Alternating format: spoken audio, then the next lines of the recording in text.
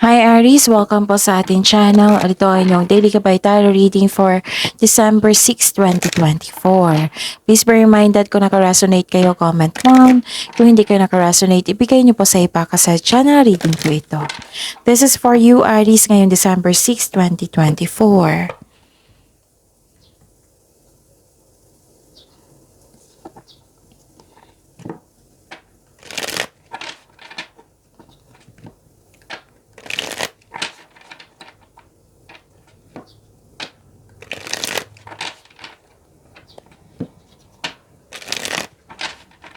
Para po ito sa inyo Aries ngayong December 6, 2024. Maraming salamat po sa inyong patuloy na suporta at maraming salamat din po sa mga hindi nag-skip ng ads. Gamitin ang reading na ito bilang gabay lamang sa mga hindi pa nag-subscribe. Subscribe na po kayo at click bell notification para malaman nyo na may bago tayong video. Para sa mga gustong magpa-reading po, may lumabas dyan sa screen nyo ngayon.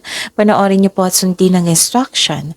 Calling the attention sa mga suki ko dito na Aries, open na po ang inyong Monthly Gabay Tarot reading for December 2024.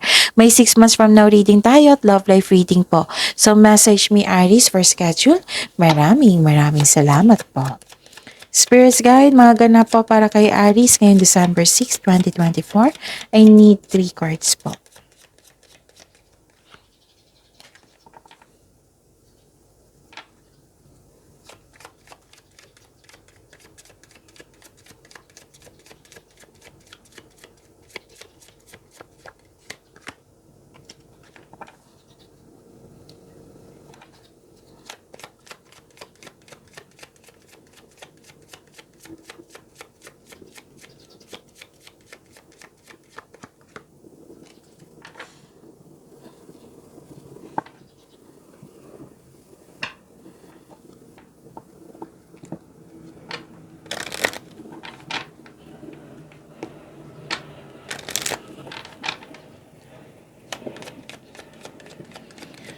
Spirits Guide, mga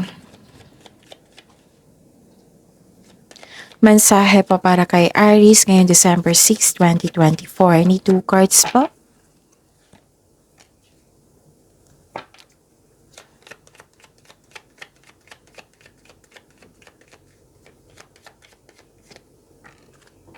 Okay, Aries, ngayong December 6, 2024, may influence ang isang babae sa araw na ito. Maaari siya yung nagbigay ng support sa iyo, happiness, or sakit ng ulo. Wow, may prosperity ako nakikita dito. May malaking pera na parating sa inyo. This is prosperity ha, claim nyo ito. This is cash flow, maraming transaksyon, success in money, expansion, richness. Wow, ang ganda niyan. Pwedeng may opportunity na dumating na nagbigay ito ng financial growth sa inyo. Pwedeng marami kayong kliyente ngayon, customer, projects na magbibigay sa iyo ng malaking pera.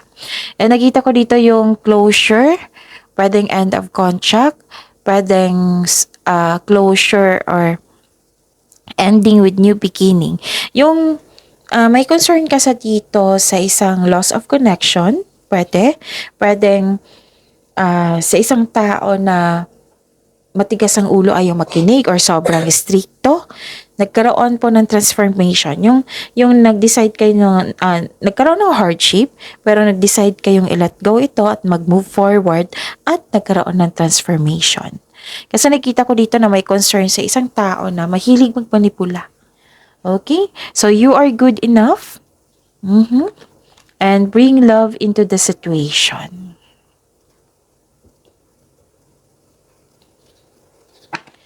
Spirits Guide, ano po yung energy ni Aries ngayong December 6, 2024?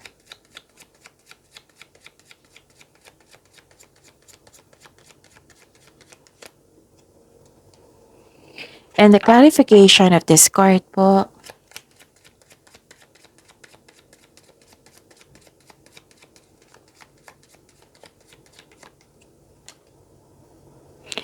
So mga may oras dyan, kung gusto nyo po, last week pala, may 4 na video kayo na tungkol sa inyong December 2024.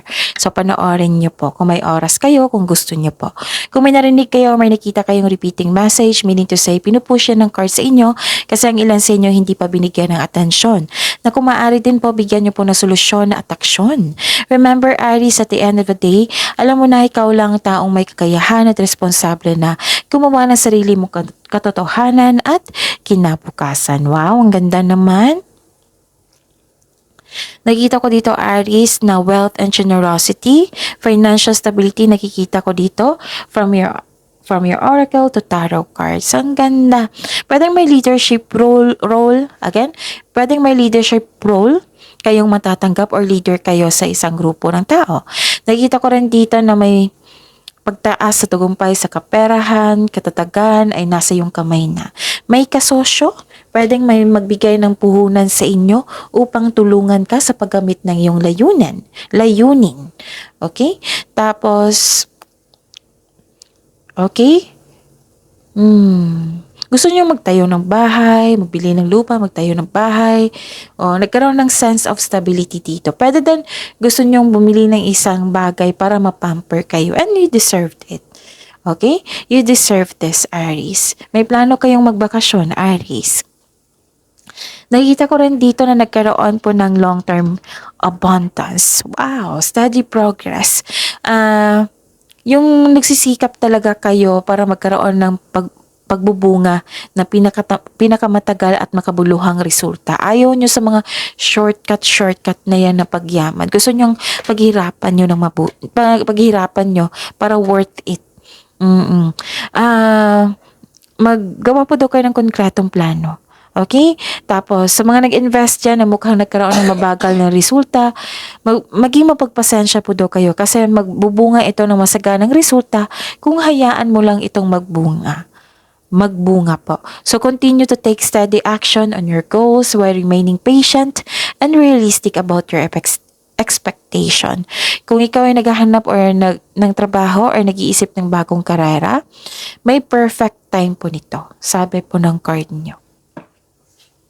Spirits Guide, kayo and money po ni Aries ngayong December 6, 2024. And the clarification of this card po.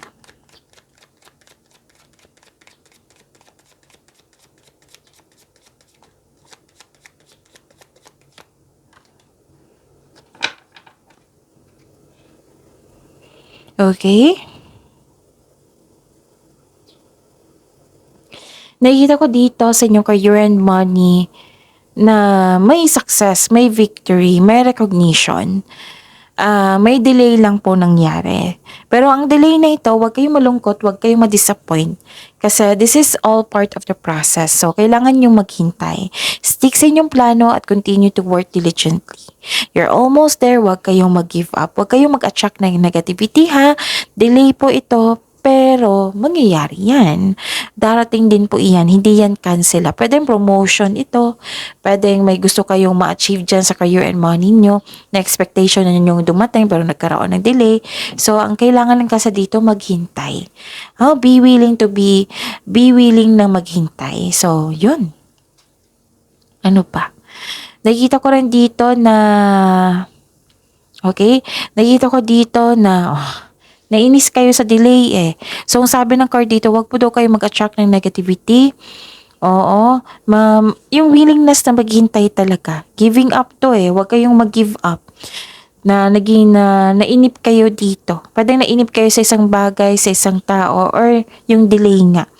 Pwede din yung concern mo kanina dito sa oracle nyo na may matigas ang ulo na ayaw makinig. Nandito rin siya sa tarot card nyo.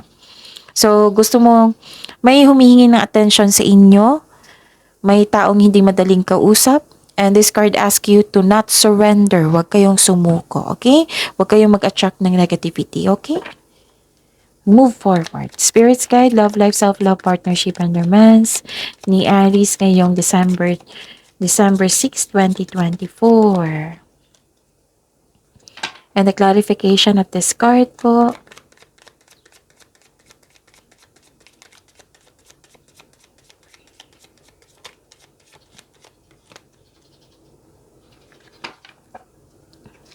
Okay, maraming salamat po sa patuloy na tiwala at suporta sa ating channel. At maraming salamat din po sa mga hindi nag-skip ng ads. Nagkaroon ng conflict, nagkaroon ng argument. Someone is giving up. O parang may iniwasan or tumiwalag ka kasi nagkaroon ng hardship eh. Yun yung sabi sa oracle nyo hanggang dito na tumiwalag ka. Pwede sa grupo ng isang tao na nagbibigay ng hardship or toxicity sa'yo. May nakita kong separation dito or space. Space is a sign of respect sa iyo, sa isang tao, sa inyong connection. May unpleasant conversation dito. Pwedeng nag-uusap kayo dyan para magkaroon ng peaceful resolution, pero nagkaroon pa rin ng away dito eh. So it might be ito yung dahilan mo na magkaroon ng closure or letting go. Ang sabi ng card dito, kung ang iyong partner or isang tao na nagbibigay sa'yo ng gulo, away, na paulit-ulit na lang po. So this card asks you that it is probably time to walk away from it. Pero at the end of the day, kayo po ang mag-decide niyan. Basta nakita ko dito yung toxicity na nagbibigay ng stress sa inyo. Aries, tapos habaan nyo po daw yung pasensya nyo. So at the end of the day, magbibigay ka ng pasensya. Sa mga single dito, ayaw mo ng commitment ngayon. May ibang maliligaw na friend zone mo. Sa mga marelasyon sa buhay mag-asawa, nag-iisip kayo dito eh. Nag-iisip kayo dito kung worth it ba magstay, ganun. Okay? So take time to reflect. Okay? Take time to reflect and surrender to the present moment as fully as you can. Okay? Pagyamanin niyo po yung blessings na binigay sa inyo, Aries. See you tomorrow. Please like, subscribe, and click bell button for notification para updated po kayo sa daily tarot reading natin. Maraming salamat po.